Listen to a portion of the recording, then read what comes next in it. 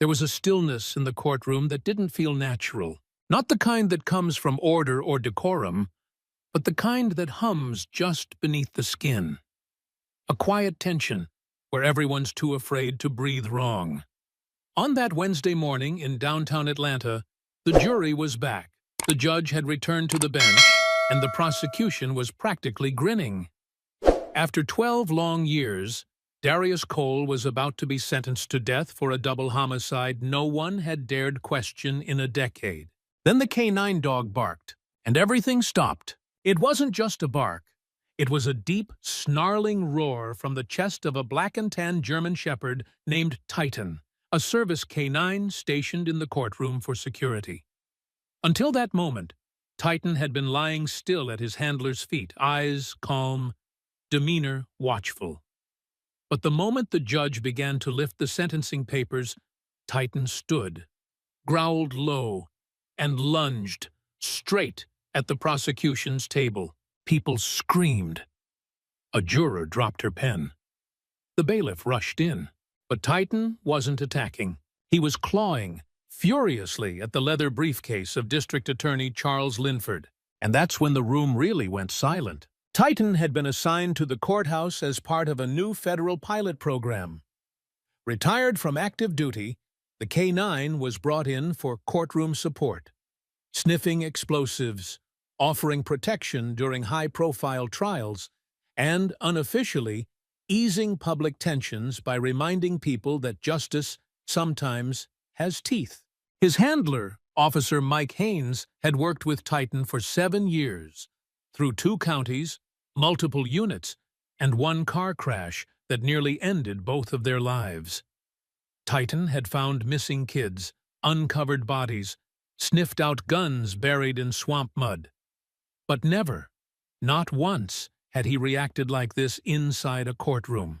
And certainly not like this. Titan's nails scraped violently at the side of Linford's case. The leather tore. Papers spilled out. Linford shouted something incoherent, reaching for the dog, only to be yanked back by Haynes. "Get him off my things!" Linford barked. "I think he smells something, sir," Haynes said tightly.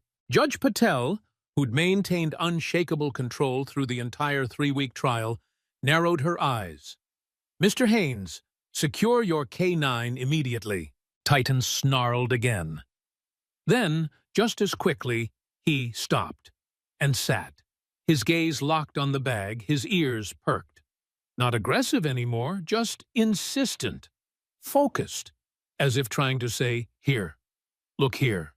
Now, Officer Haynes knelt beside the dog and carefully reached into the torn side pocket. And what he pulled out wasn't a legal pad, it wasn't case notes or a laptop charger, it was a small, zip-sealed evidence bag, yellowed slightly, labeled in faded handwriting, case number 041897, property of Atlanta PD Crime Scene Unit. Inside was a silver chain necklace, crusted in what appeared to be old blood. Everyone in that courtroom stopped breathing. Darius Cole didn't move. He had been motionless for most of the trial, hands cuffed, wrists resting on the table, dressed in a beige jumpsuit that said Fulton County Inmate. He was 36 now, convicted for a crime committed when he was 24. The prosecution had painted him as a street-level drug enforcer who snapped during a botched robbery and left 2 people dead. But there had always been something off about the case. Missing evidence, conflicting witness statements, the odd disappearance of a key forensic tech 2 days before the original trial. And now, the biggest missing piece of all, the chain necklace last seen on one of the victims, was sitting in an evidence bag no one knew existed, pulled from the briefcase of the lead prosecutor. Where did that come from? Judge Patel's voice cut through the room like glass. Linford stammered, I have no idea. That doesn't belong to me. I've never seen that item before in my life." Officer Haynes didn't look at him. "Ma'am, Titan alerted on this bag for a reason. If this is what I think it is, we've got a serious chain of custody problem." In the front row, Darius's mother broke down in tears. "If you believe dogs are just animals, This story might change your mind. If you believe justice always works the way it should, well, this canine dog might prove you wrong. Subscribe to the Heroes for Animals YouTube channel now so you don't miss what comes next in this unbelievable story of truth, loyalty, and one bark that changed everything. The courtroom recessed in chaos. Judge Patel ordered the evidence bag impounded. Officer Haynes and Titan were escorted into a secure interview room by Internal Affairs. Darius's defense attorney, a young woman named Claire Monroe, demanded an immediate stay of execution and filed a motion for mistrial within the hour. By noon, the chain had been scanned and tested. The blood on it was confirmed to match one of the victims, Emily Ruiz, aged 17, who was said to have fought her killer before her death. But that wasn't the real bombshell. The real shock came when they checked the custody logs. That evidence had been logged as destroyed, specifically in a storage warehouse fire that occurred in 2015.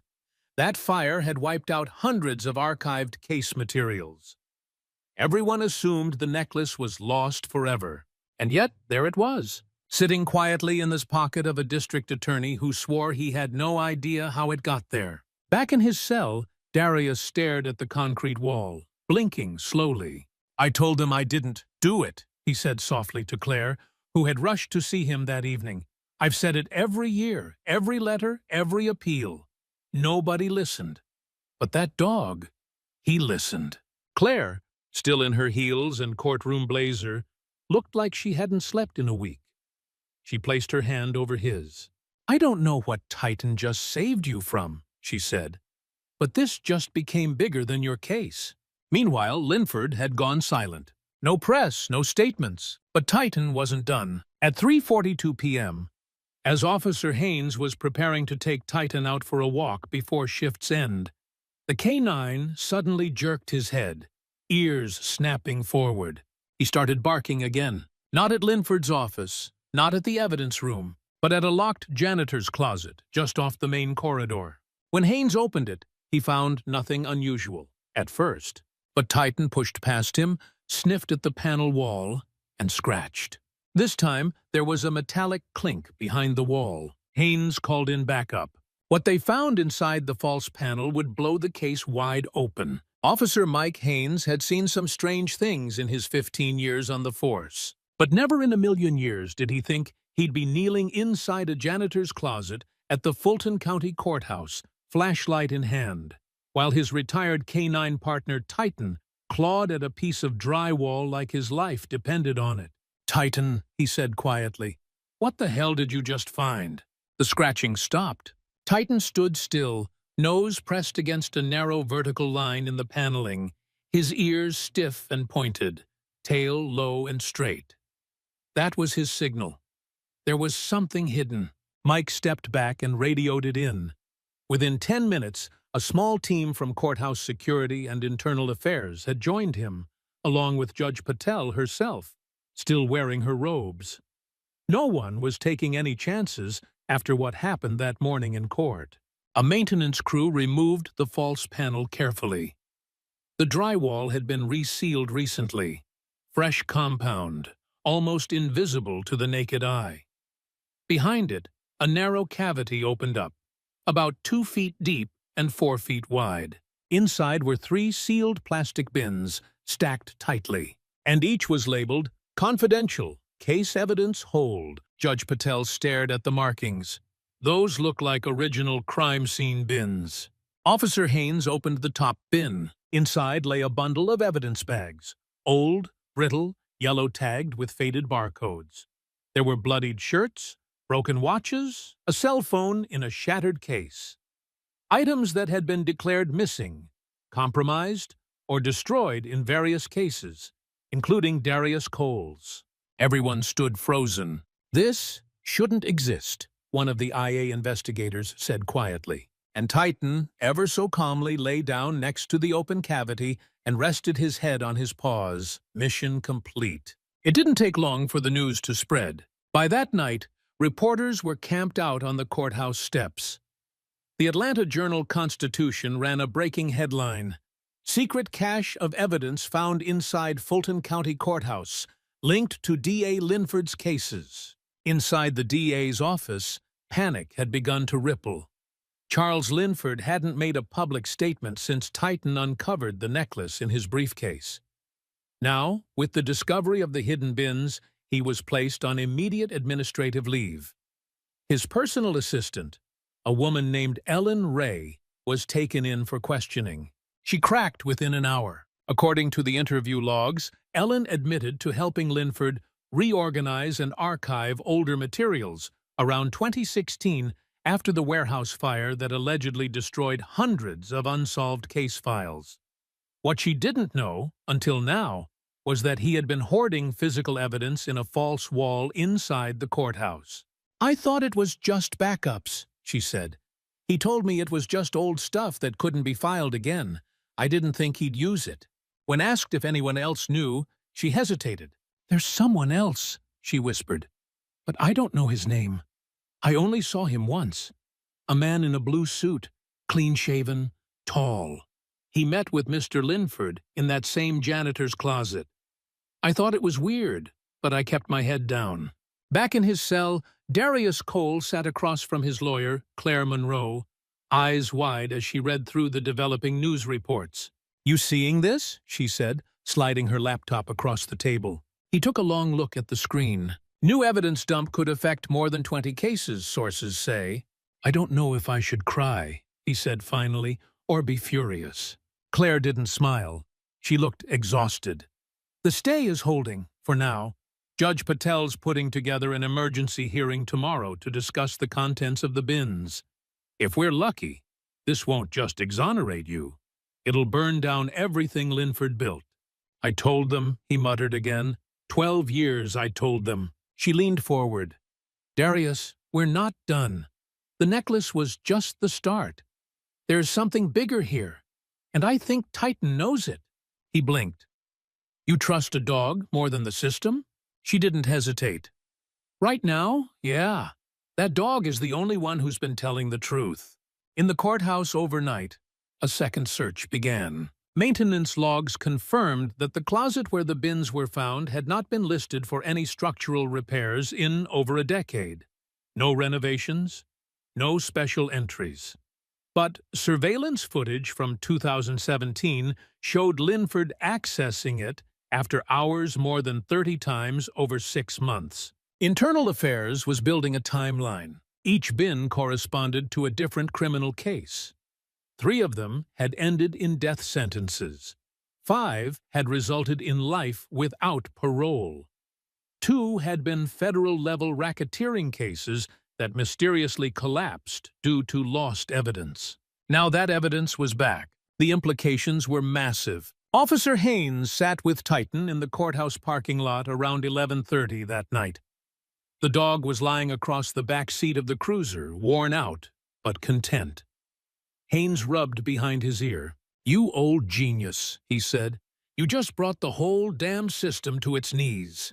Titan gave a soft huff. For 7 years, Haynes had trusted this dog with his life. Through gunfire, smoke, hostage situations, but it wasn't until today, until that courtroom moment, that he realized how deep the bond ran. Titan had remembered the scent of that evidence. He'd never been assigned to Darius's original case, but he had been present at the crime scene of a connected robbery. Same year, same block, similar suspect. Somehow, somewhere in that incredible nose of his, Titan had stored the scent of the missing chain. And when he caught it again, in Linford's briefcase, he'd done what no one else had. He spoke, in his own way, and the world had no choice but to listen. The next morning, the emergency hearing was called to session. Darius was transported under heavy guard, but allowed to wear a suit instead of a jumpsuit. For the first time in over a decade, he walked into court not as a condemned man, but as a possible survivor of injustice. The courtroom was packed. Media crews filled the hallway. Protesters held signs outside. Judge Patel took the bench. "We are here to determine the legal standing of newly recovered physical evidence connected to case number 04-11897 and related matters," she said. We will begin with testimony from Officer Michael Haynes and his K-9 partner, Titan. Haynes took the stand, nervous but steady. He described Titan's alert. The briefcase, the bag, the hidden closet, every detail, every timestamp. Claire Monroe followed, submitting official complaints about withheld evidence, potential prosecutorial misconduct, and demanding Darius's conviction be vacated immediately. Then Linford's replacement, a newly assigned deputy DA, stood and delivered the line no one expected. "We do not oppose the motion." Gasps filled the room. Judge Patel banged her gavel. "The conviction of Darius Cole is hereby vacated pending further review. Mr. Cole, you are to be released on your own recognizance effective immediately." The courtroom exploded. Darius broke down sobbing. Claire hugged him so tightly he couldn't breathe. In the back of the courtroom, Titan barked once. Everyone turned to look, and in that moment, it was clear. Justice wasn't just served. It had growled its way into the light. But even as Darius walked out of the courthouse a free man, Claire wasn't celebrating just yet. She stepped into the hallway and made a call. "We need to talk," she said. "Linford didn't work alone. And if those bins are just the beginning, we might be looking at a corruption ring that goes way deeper than anyone thinks." On the other end, a quiet voice replied, "I've been waiting for this moment. I've got files you'll want to see. But you need to move fast. Someone's already watching." The old post office on Edgewood Avenue had long been abandoned, boarded up with plywood and graffiti, its brick walls crumbling under the weight of time and neglect. But at 7:42 p.m., as the sun dipped below the Atlanta skyline, Claire Monroe stood on its front steps, with her phone clutched tight and her breath held tighter. "Knock twice," the voice had told her earlier that afternoon. Then wait. She had barely slept since the courtroom victory. Darius was free, yes. But freedom didn't erase 12 years of chains. And it didn't erase the fact that someone inside the system had buried key evidence, manipulated trials, and hidden bins full of proof inside a courthouse wall. She needed answers. And according to the voice on the other end of that cryptic call, the first answers were inside this building. She knocked. Once, twice. The door creaked open. Inside, the smell of mildew and old paper was thick in the air. A single bulb hung from the ceiling, flickering as Claire stepped into the narrow hallway. The man waiting at the end of it wore a faded Braves cap, dark hoodie, and jeans. His posture was hunched, his face shadowed. "Name's Ray," he said without offering a hand. "You're Monroe?" "Yes." He nodded toward a folding table in the middle of the room. On it sat 2 cardboard boxes, both taped shut, with DA Internal scribbled on the side in black Sharpie. "These came out of Linford's personal storage," Ray said. "Friend of mine in records tipped me off before they got locked down. I couldn't keep everything, just what I could carry." Claire opened the first box, and her heart nearly stopped. Inside were dozens of file folders, some labeled, others not. Trial transcripts, confidential informant lists, photos, unofficial witness statements. Some were from Darius's case, but others were from unrelated cases. Names she didn't recognize, dates that spanned more than 15 years. Some marked closed with no explanation. Others marked dismissed with initials beside them. "This is a vault," she whispered. Ray crossed his arms. "It's more than that. It's a kill list." Claire looked up. "What do you mean?" Ray leaned closer. "You're not the only lawyer that's had clients railroaded by Linford, but you are the first one to make enough noise to shake the damn building. These files, they're people Linford buried, folks who never stood a chance. And if you start pulling on this thread," his voice dropped to a whisper, "it won't just unravel his career. It'll pull down the whole damn department." Meanwhile, across town, Officer Mike Haynes was back at headquarters, filling out his 3rd incident report of the day. Titan lay at his feet, snoring gently. He glanced down and smiled. You causing more paperwork than any perp I ever chased." The smile faded as he remembered the hearing that morning. The way Titan barked at the back of the courtroom. Directed, not random. Focused on something, or someone. And that man, the tall guy in the navy suit sitting in the last row. He wasn't part of the press. Wasn't listed on the courtroom admittance sheet. Didn't speak to anyone. But when Titan barked, he left. Quickly. And when Haynes checked the security footage later, the man's face was just out of frame. Every time. It was bothering him. Bad. He opened a blank incident note and typed, "Unidentified male present during 8/14 hearing. Possible connection to Linford or hidden evidence cache.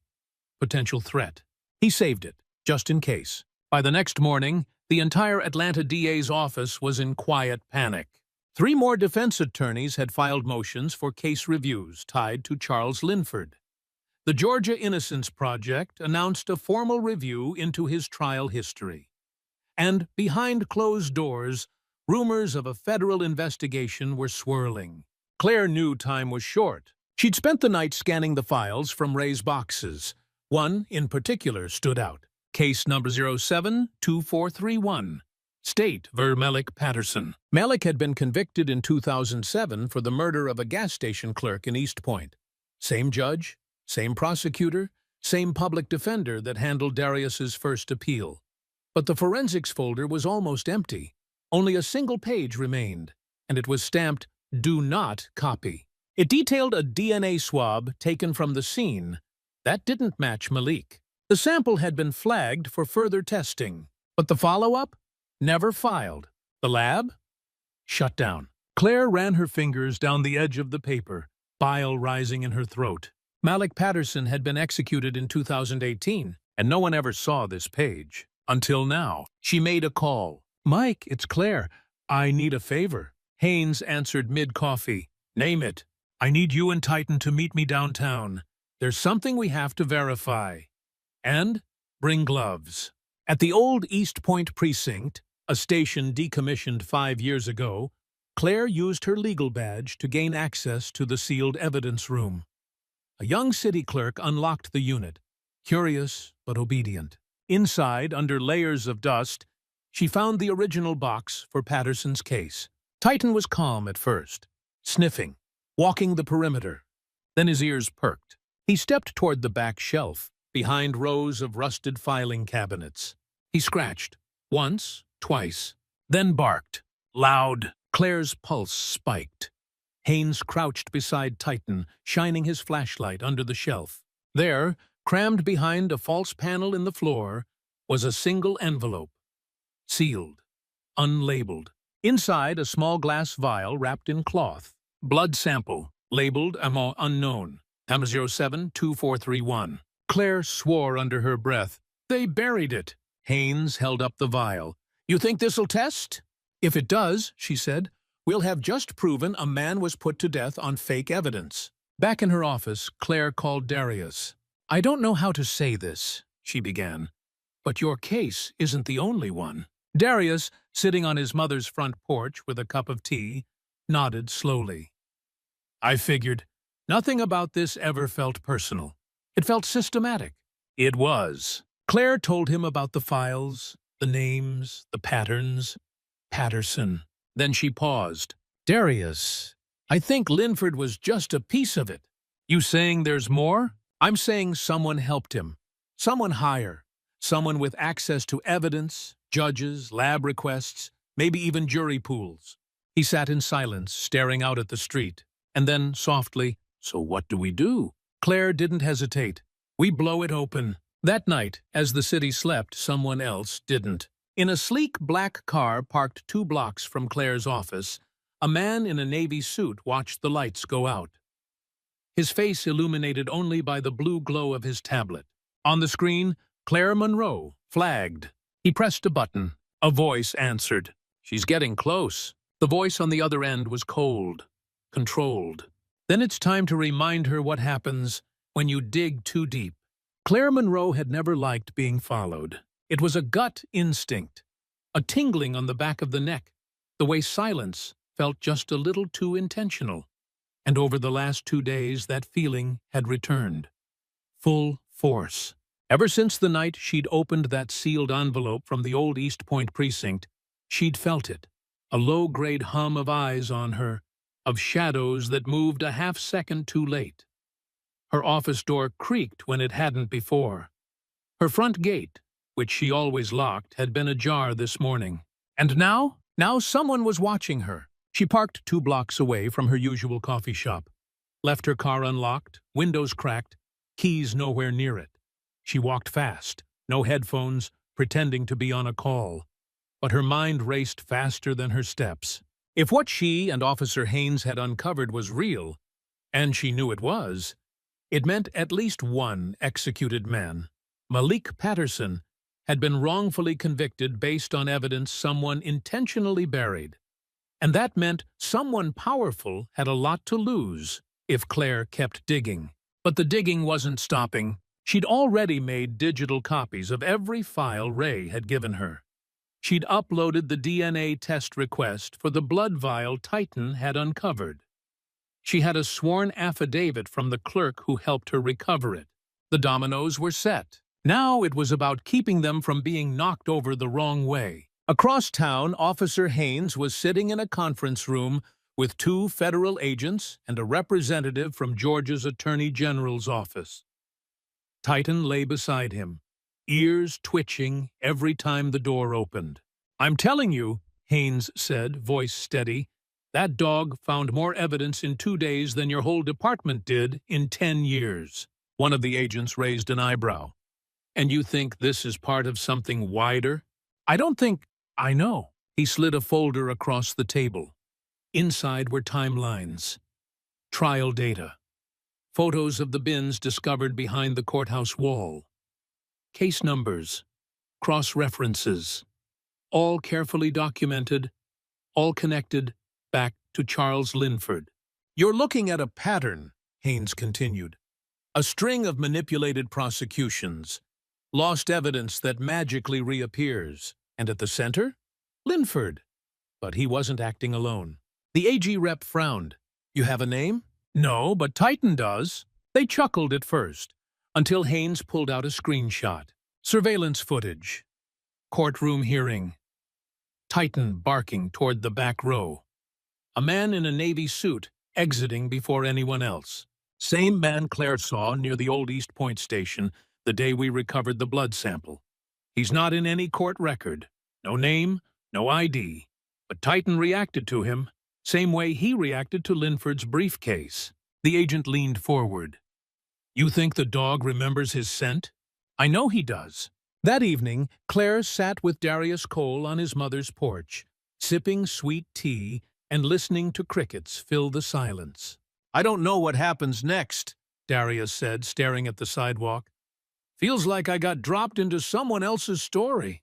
"You didn't," Claire said. "You've just been stuck in the wrong chapter for 12 years. Darius smiled faintly. "You think we'll win?" Claire looked out toward the street. "I think we already are. But it's not about one win anymore. It's about how far this goes, and how many people got buried under bad paper and fake justice." He nodded. "I want to help." Claire glanced at him. "You serious?" "I got time. I know the system. I got a voice now. And maybe if I shout loud enough, someone else like me doesn't get put in a box." Claire smiled. "Then let's make some noise." Later that night, Titan stirred in his sleep. It wasn't unusual for him to dream.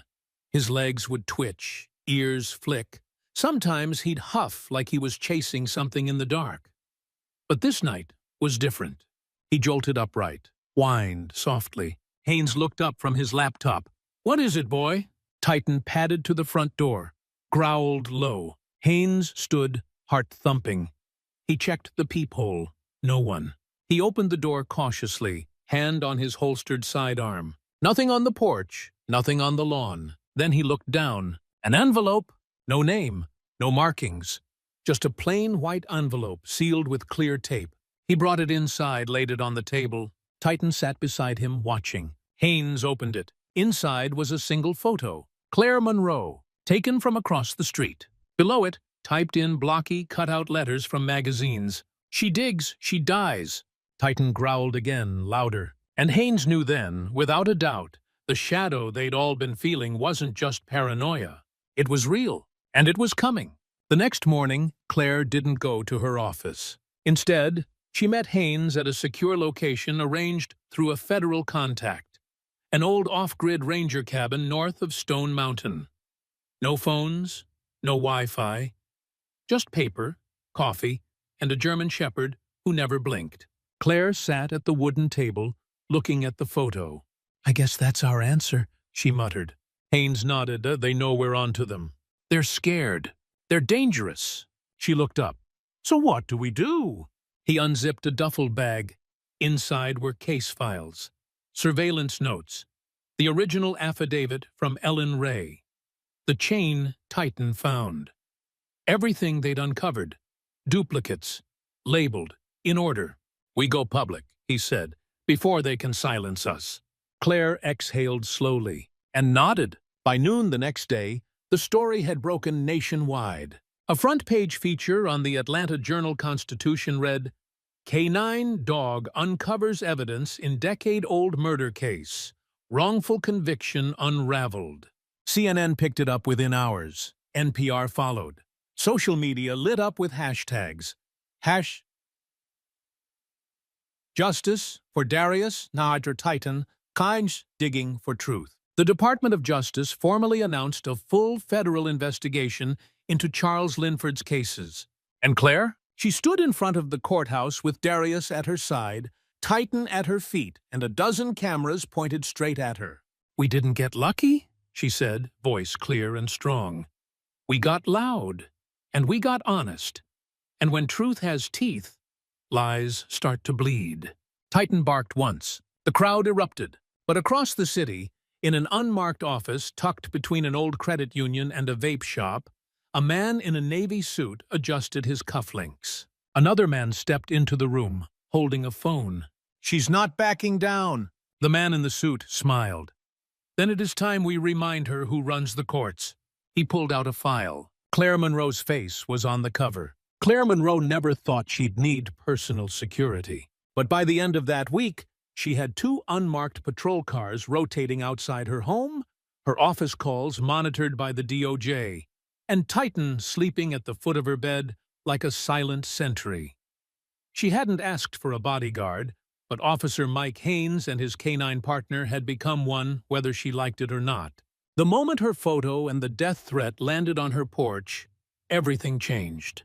"You're not paranoid anymore," Haynes had told her. "You're a target." And Claire didn't argue. Not now. Not with what they were uncovering. Since the media storm erupted around Darius's release and the secret courthouse evidence vault, more than 17 new defense motions had flooded the Fulton County judicial system.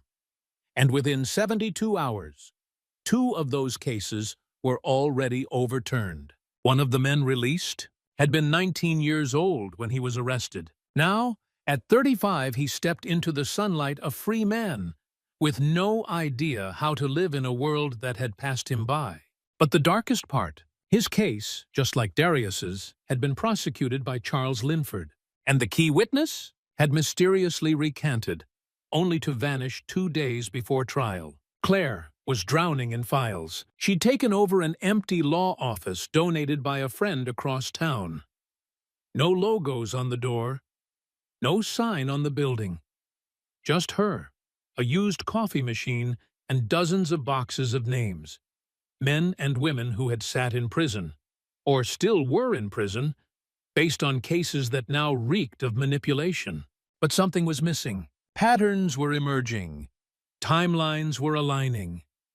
But the final connection, the person who had helped Linford hide all of this, was still a ghost. Until Titan found the note. It happened late one night. Claire had just wrapped up an interview with a man whose brother had died in lockup 2 years into a sentence he never should have served. She leaned back in her chair, drained, and let her eyes close for just a moment. Then she heard Titan growl. Low, short, focused. She sat upright. Titan was standing at the back corner of the room, nose pressed against the drywall. Mike Haynes, sitting across from her, dropped his coffee and rushed over. That's his alert stance. He got on one knee, ran his fingers along the baseboard, then stopped. There, taped beneath the corner shelf, was a manila envelope. No name. Inside, a handwritten note, shaky and rushed. Linford didn't work alone. Check sealed docket number 499B. Only one judge had access. Underneath that, a photocopy of a court order dated 8 years prior, signed by Judge Peter L. Warwick. Claire blinked. Warwick? He's retired. No, Haynes corrected. He's been elevated. He's now a Georgia Supreme Court justice. Her stomach turned. The next morning, Claire and Haynes met with 2 agents from the Department of Justice inside a secure office suite downtown. The photocopy was spread across the table between them. Docket 499B, one agent repeated, flipping through a digital archive. Sealed, not even flagged for public interest. It's connected to Linford, Claire said. I guarantee it. The second agent shook his head. If you're suggesting Warwick helped bury convictions... I'm not suggesting, Claire interrupted. I'm telling you. She leaned forward, voice calm but fierce. This is bigger than one rogue DA. Linford didn't just stash evidence in a closet. Someone gave him the cover to do it. A judge. A highly placed, respected judge who knew exactly how to manipulate dockets, approve dismissals, and keep things hidden under the radar. The agents exchanged a look. Then the older one nodded. I'll issue a subpoena for the sealed docket, but if Warwick's involved, it's going to get messy fast. Claire didn't flinch. Let it. Later that afternoon, Darius visited the office with 2 coffees and a folder in his hands. Figured you could use caffeine and a rabbit hole, he said with a crooked smile. Claire smirked. You're getting good at this. Turns out being angry and literate is a lethal combo. He handed her the folder. Inside were names, 5 in total, all young, all charged between 2011 and 2014, all represented by public defenders. All had one thing in common. Their judges were either Warwick or his closest circuit mentee. One of them, a woman named Tiana Graves, had been convicted on hearsay alone. Her appeal was denied in under 24 hours. Claire traced her finger over the name. She's still inside. Darius nodded. 11 years into a 15-year sentence. Drug charge. First offense. No priors. No real evidence. Claire stood up, heart racing. Then we start with her. That night, Claire received a message on her private line. No caller ID. Just a voice. You're playing with fire, Ms. Monroe. You think this is justice. But it's a suicide mission. Judges don't go down easy. They don't fall, they bury. Then the line went dead. Claire stared at her phone. Titan stood up from his place near the window. He was staring at the door. At 4:03 a.m., a fire alarm blared in the office building. Claire, Haynes, and Titan ran down the back stairwell into the alley. Smoke filled the second floor. Fire crews arrived within minutes. The fire was small, but suspicious. Fire marshals later reported the blaze began near the back storage cabinet, where Claire kept the original physical copies of the Warwick note and the Patterson evidence logs. Coincidence? Nobody believed that anymore. Claire sat on the curb, shoulders hunched, holding Titan's leash while firefighters poured water over scorched paper and blackened walls. This is war now, she muttered. Haynes sat beside her. So let's fight. By noon the next day, Claire called a press conference. Standing outside the Georgia state capitol, flanked by Darius, Haynes, and 2 of the newly freed men from Linford's past cases, she spoke into the mic with unwavering clarity. For over a decade, innocent people were sent to prison, or worse, because the people sworn to uphold justice used it as a weapon. And we now have reason to believe this corruption reached Georgia's highest bench. Cameras clicked. Reporters leaned in. Claire held up the scorched corner of the Warwick court order, rescued from the fire. We will not be intimidated. We will not be silenced. If the walls of justice are this rotten, then we will tear them down and build something better. Behind her, Titan barked. Loud, sharp, as if to say, "Try and stop us." But in a dark office high above the city, a man in a robe poured himself a drink. Peter Warwick stared out at the Atlanta skyline, his jaw tight. He'd worked too hard, climbed too far to fall now. "They're getting bold," he muttered. Across the room, another man, tall, silent, in a navy suit, watched without blinking. "What do you want to do?" he asked. Warwick's voice was calm, cold. "Let them dig. Let them scream. When it's time, cut off the oxygen. Judges don't get convicted, son. They get remembered." The day Claire Monroe walked into the Georgia Supreme Court, she didn't wear armor. She wore her truth. No makeup. No expensive blazer. Just a worn leather satchel, filled with documents no one ever expected to see again. And Titan at her side, tail low and alert, the way he always was when danger was close. The Capitol building loomed above her like an old wound that never healed. Marble floors, polished halls, and portraits of men who never lost a trial. But Claire wasn't here to win. She was here to expose. And with the nation watching, she was going to make sure the system finally looked in the mirror. The formal hearing was unprecedented. A Judicial Inquiry Board had summoned Justice Peter L. Warwick, the same man who once presided over hundreds of state cases, the same man now accused of enabling prosecutorial misconduct, evidence suppression, and judicial tampering in at least 9 known convictions tied to Charles Linford. The board didn't call Warwick to testify. They called Claire, and she was ready. She stepped forward, laid her hand on the Bible, and took her oath with Titan quietly sitting beneath her feet.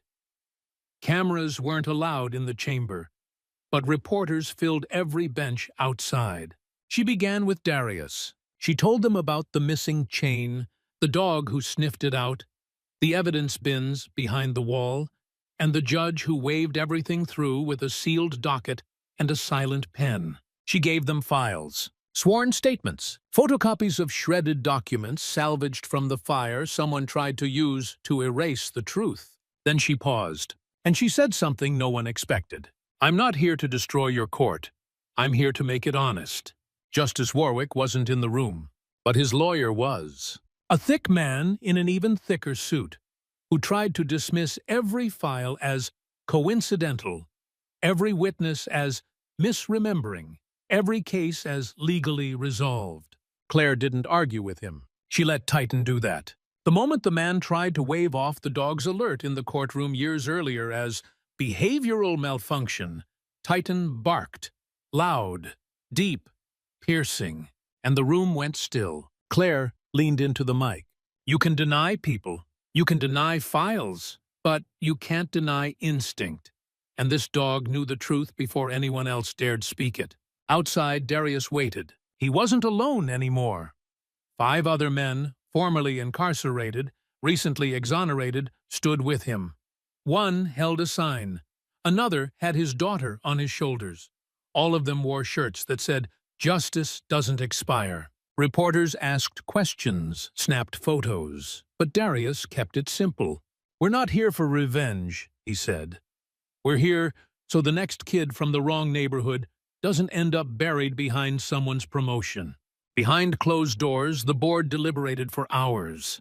Claire sat on a bench outside, Titan curled next to her. She didn't speak, didn't check her phone, just stared at the floor, remembering every broken voice on the other end of every prison phone call she'd ever taken.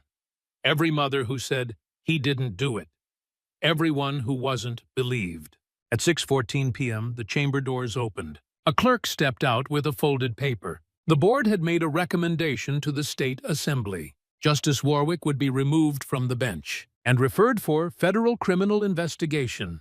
Claire didn't smile. She just breathed. For the first time in years, it felt real. The fallout came fast. Within a week, Warwick resigned for health reasons. 2 more judges were named in the widening investigation. Charles Linford, already disbarred, was arrested under obstruction and conspiracy charges. 37 cases were formally reopened. 8 convictions vacated. 3 wrongful death settlements reached. And Titan? He received a medal?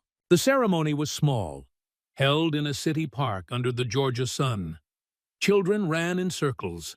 Music played through crackling speakers, and a crowd gathered as Officer Mike Haynes held the leash to the dog who started it all. Claire stood beside them as the mayor pinned a gold star to Titan's collar. "He didn't chase down a suspect," the mayor said.